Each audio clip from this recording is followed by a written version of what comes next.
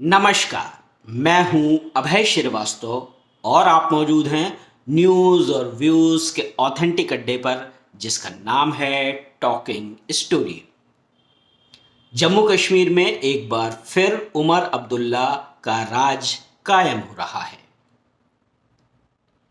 Article 370 के abrogation के बाद जो पहली सरकार बनी है वो नेशनल कॉन्फ्रेंस और कांग्रेस की अलायंस सरकार है और उमर अब्दुल्ला मुख्यमंत्री के तौर पर इसकी कमान संभाल रहे हैं।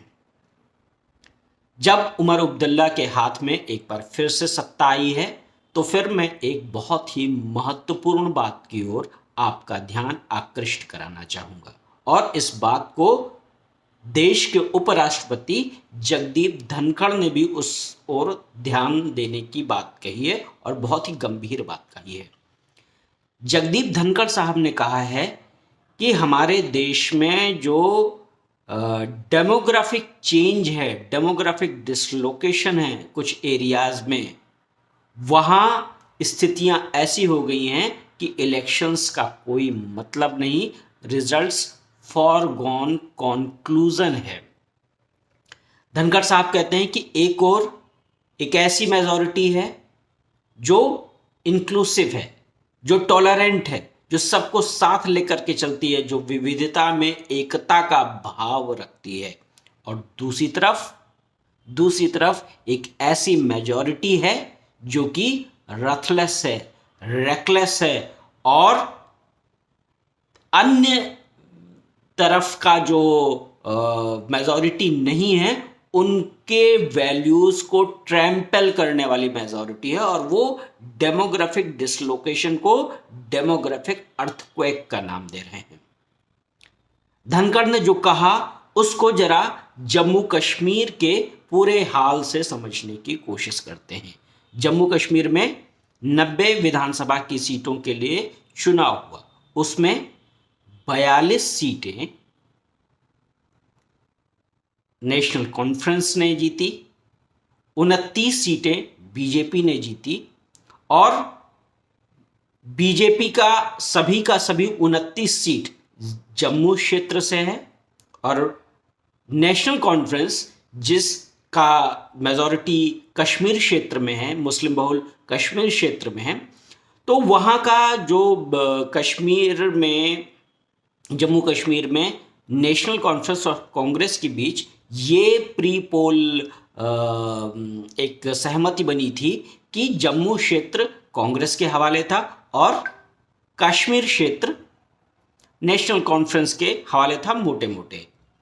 और जम्मू क्षेत्र में बीजेपी के सामने कांग्रेस अपना प्रदर्शन नहीं कर पाई, लेकिन कश्मीर क्षेत्र में एक तरफा वोटिंग, वो जो डेमोग्राफिक डिसलोकेशन वाली बात, जो डेमोग्राफिक अर्थक्वेक वाली बात धनखड़ साहब ने कही, वही चीज कश्मीर के रिजल्ट में देखने को मिला। और एक और चीज देखिए, जो नेशनल कॉन्फ्रेंस और कांग्रेस का अलायंस है ये कुल मिलाकर के 48 सीट जीतता है, 42 प्लस 6। इन 48 विनिंग कैंडिडेट्स में सिर्फ दो हिंदू हैं, बाकी मुसलमान हैं।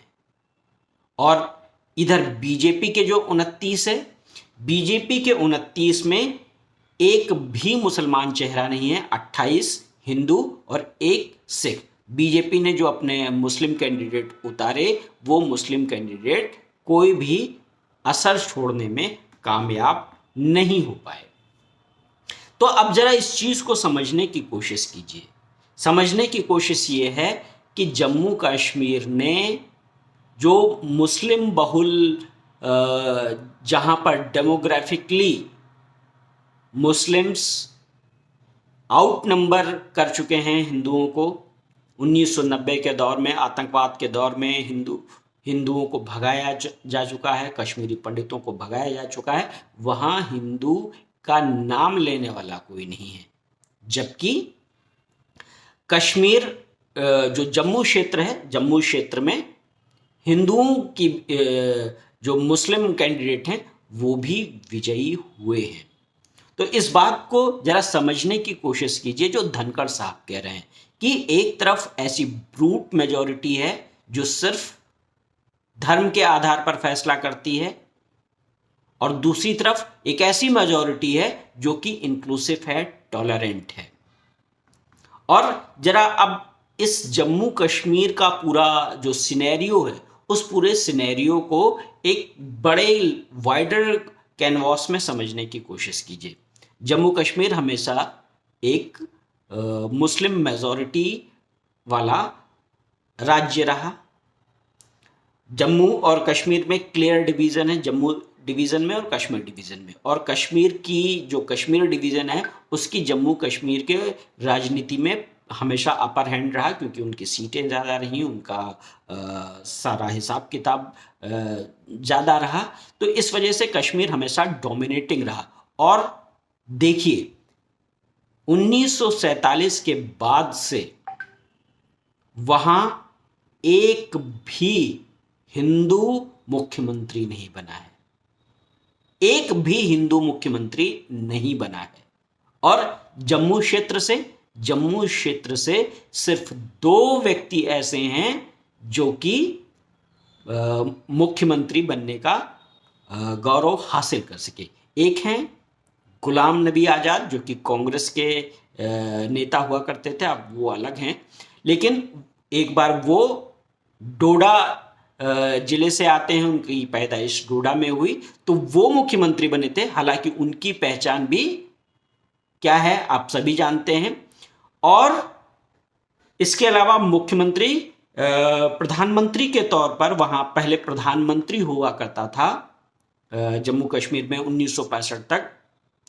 तो वहाँ पर एक बार जो गुलाम मोहम्मद सादिक हैं, गुलाम मोहम्मद सादिक एक बार प्रधानमंत्री और एक बार मुख्यमंत्री, उनके 2 टर्म ऐसे हुए हैं जो कि जम्मू क्षेत्र से वो विजयी हुए थे। और जो उनका आखिरी मुख्यमंत्रित्व काल था गुलाम मोहम्मद सादिक का, वो एक कश्मीर अमीरा कदल से वो उस वक्त चुने गए थे, तब वो मुख्यमंत्री बने थे। यानी कि आज तक इतने वर्षों के पूरे उसमें जम्मू क्षेत्र का रिप्रेजेंटेशन जम्मू कश्मीर में नहीं हो सका, और हिंदुओं का तो भूल ही जाइए। 1947 में जब देश आज़ाद हुआ था, और 1947 से लेकर के 1948 के कुछ छोटे से कालखंड में वहाँ प्रधानमंत्री के तौर पर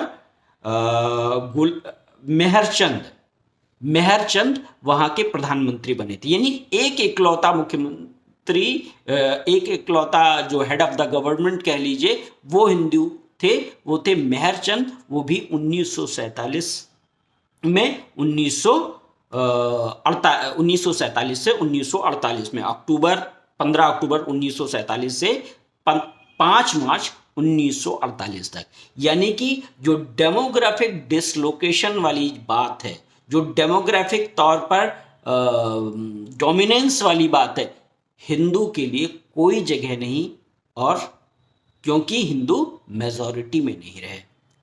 अब जरा जम्मू कश्मीर को एक्सट्रापोलेट कीजिए, जहां जहां मुस्लिम आबादी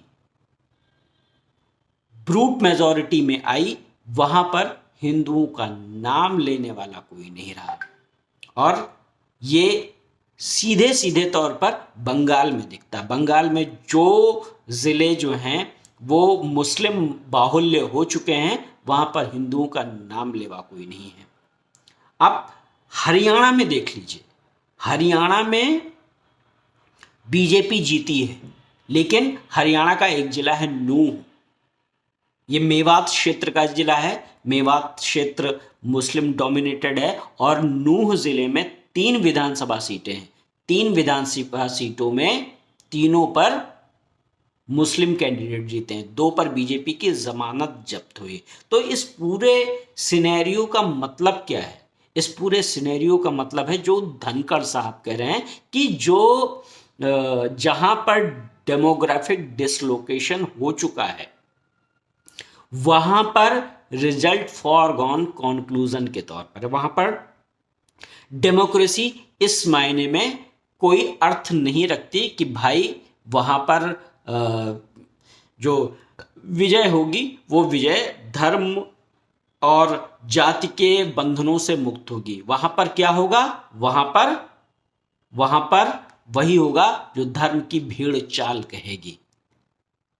तो जो धनखड़ साहब हैं, धनखड़ साहब ने इसको वर्ड से किसी क्षेत्र किसी देश का नाम नहीं लिया, लेकिन उन्होंने कहा है कि ये दुनिया में ये हो चुका है, ये गंभीर, जहां जहां ये डेमोग्राफिक डिसलोकेशन हुआ है वहां की आइडेंटिटी बदल गई है। और अभी बहुत ही चर्चा में है लेबनान। आपको पता है लेबनान कभी क्रिश्चियन देश हुआ करता था और वहां पर क्रिश्चियन देश, वहां की कहा डेमोग्राफी चेंज हुई तो वो अचानक से वो क्या हो गया? वो हिजबुल्लाह का गढ़ हो गया। वहां पर इस्लामिक सत्ता आ गई, और इस्लामिक सत्ता आ गई तो फिर अन्य धर्म की किसी के लिए कोई जगह नहीं रही। आपको पता है ये कश्मीर भी 13वीं शताब्दी तक हिंदू बाहुल्य था।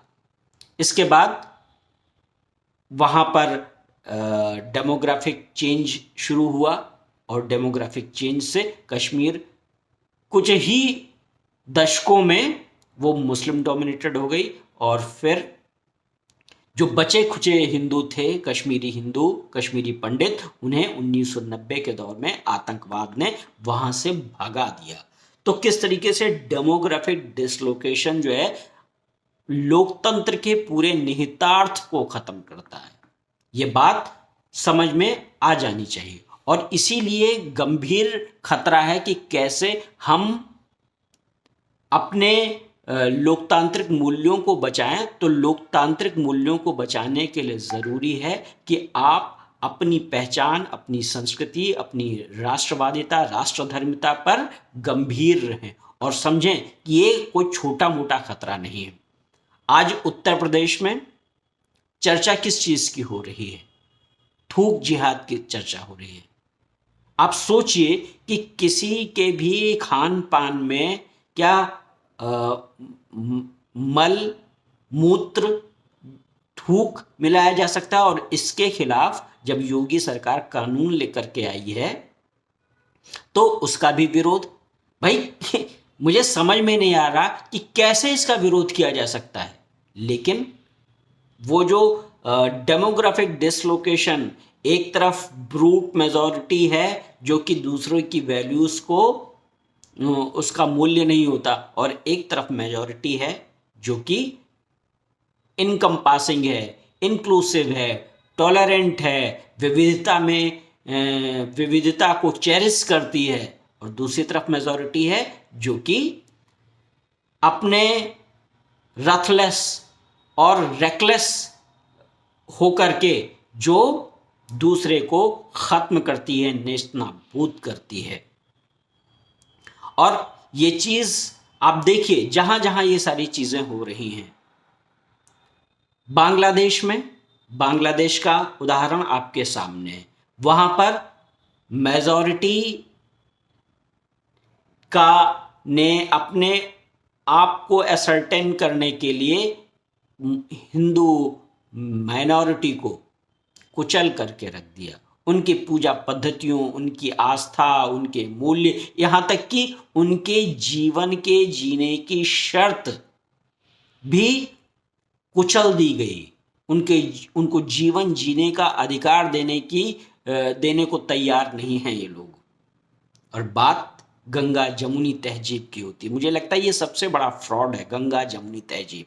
गंगा जमुनी तहजीब तब तक है जब तक एक पक्ष जो है वो पूरी तरीके से मेजॉरिटी में नहीं आया है। वो मेजॉरिटी में आते ही वो नाराए तकबीर करने लगता है। और कश्मीर में जब चुनाव प्रचार हो रहा था तब वहाँ के शंकर पर्वत का नाम बदलने की बात आ रही थी, हरि पर्वत का नाम बदलने की बात हो रही थी। तो क्या था ये आइडेंटिटी चेंज? वो कैसे डेमोग्राफिक चेंज जो है वो एक जब वो पूरी तरह से ताकतवर होता है, काबिज होता है सत्ता पर, तो वो कैसे अन्य पक्ष को जीने की शर्त तक नहीं रखता है, उसके लिए जीवन जीना भी उसका दुश्वार हो जाता है, उसके सारे मूल्य खत्म कर देने की कोशिश होती है। तो मुझे लगता है कि जो डेमोग्राफिक डिसलोकेशन की बात धनखड़ साहब ने कही है, इसको बहुत गंभीरता से लेने की जरूरत है। हमारे सामने जम्मू कश्मीर एक उदाहरण है, जहां पर न जम्मू क्षेत्र की कोई सुनवाई है, मतलब रिप्रेजेंटेशन है सत्ता में इस तरह से, और ना हिंदू की तो आप बात छोड़ ही दीजिए। और साथ ही साथ आप देखिए, जम्मू कश्मीर तो एकदम ब्रूट मेजॉरिटी वाला मुस्लिम बाहुल्य क्षेत्र हो गया, लेकिन जैसे मैंने अभी बंगाल की बात की, आप केरल की बात कर लीजिए, जहां जहां एक दूसरा पक्ष डेमोग्राफिक तौर पर मजबूत होता है, वैसे वैसे वो दूसरे पक्ष को, हिंदू पक्ष को दबाता है, कुचलता है।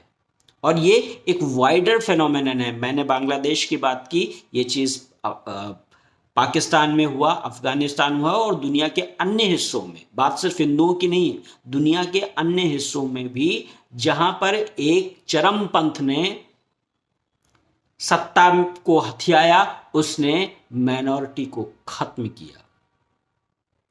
और बहुत ही कम ऐसे इनकम्पासिंग विचारधाराएं हैं, धार्मिक मान्यताएं हैं जो सबको साथ लेकर के चलती हैं, और हिंदू उनमें से एक है जिसने कभी दूसरों पर आक्रमण नहीं किया, जिसने कभी दूसरे की मान्यता को खत्म करने की कोशिश नहीं की, जिसने सबको साथ लेकर चलने की बात की, वो है हिंदुइज्म। और इसीलिए भारत का लोकतंत्र, जो लोग कहते हैं ना कि भारत में लोकतंत्र है 1947 में, भारत में 1947 से लोकतंत्र नहीं है। भारत में लोकतंत्र भारत के ऋषियों और मुनियों से है, जो कि शताब्दियों पहले उन्होंने भारत में लोकतंत्र दे दिया, भारत में ज्ञान दे दिया, भारत में विज्ञान दे दिया, भारत को एक ऐसे मूल्य दे दिए जो कि मानवता को आगे रखते हैं। हमने वसुधैव कुटुंबकम कोई 1947 में नहीं कहा, हमने अयम निजः परो वेति गणना लघु चेतसाम, ये हमने कोई 1947 में नहीं कहा। हमने 1947 में नहीं कहा कि मानवता का दृष्टिकोण होना चाहिए। हम सदियों से ये बात कहते आ रहे हैं। सहस्त्राब्दियां बीत गई जब हमने किसी पर हमने सबको अपने साथ समाहित किया, सबको ध्यान रखा, सबकी मान्यताओं को ध्यान रखा। और आज हमारे पूर्वजों का रेजिलियंस था, जो हमारे मूल्य थे, जो हम बचे रह गए। वरना क्या था, एक समय तो कौन कितने जनेऊ उतारता है उस आधार पर सत्ताएं चला करती थी। औरंगजेब का दौर मुझे याद कराने की जरूरत नहीं है, सभी जानते हैं। तो इन सारे कॉन्टेक्स्ट में वर्तमान परिस्थितियों में क्या किया जाना चाहिए? वर्तमान परिस्थितियों में जरूरी यह है कि हम डेमोग्राफिक डिसलोकेशन को रोकें, और वाकई में जो धनखड़ साहब ने कहा है, ये डेमोग्राफिक अर्थक्वेक है। अगर हम इस डिसलोकेशन, इस अर्थक्वेक के खतरे से हम निपट नहीं सके तो क्या होगा? तो फिर एक ऐसी स्थिति परिस्थिति आएगी जो हिंदुओं को भागना पड़ेगा। और धनखड़ साहब ने एक और बड़ी बात कही, उन्होंने कहा है कि कई बार जो है जो इविल डिजाइन होती है डेमोग्राफिक डिसलोकेशन करने के लिए, वो बांटने की होती है, और वो जाति के नाम पर या अन्य किसी नाम पर बांटने की कोशिश होती है। तो ऐसी सारी स्थितियों में डेमोग्राफिक डिसलोकेशन हमारे अस्तित्व का सवाल है। अगर हम डेमोग्राफिक डिसलोकेशन के खतरे पर गंभीर नहीं हुए तो ये अस्तित्व का सवाल है। ये एक ऐसा सवाल है जो आने वाली पीढ़ियों के भविष्य को तय करेगा। ये एक ऐसा सवाल है जो हमारे आपके मूल्यों को तय करेगा। हम एक रास्ते पर, एक लीक पर, एक लकीर पर चलने वाले लोग न रह जाएं। हम चारों ओर से ज्ञान, विज्ञान और अनुसंधान की ओर अग्रसर हों। इसके लिए ज़रूरी है कि हम कम से कम भारत में डेमोग्राफिक डिसलोकेशन के खतरे पर सजग रहें और उसको ज़रूरत हो तो उसको कुचलें। कई बार जो सत्य का जो की सत्ता स्थापित करने के लिए आपको कठोर भी होना पड़ता है।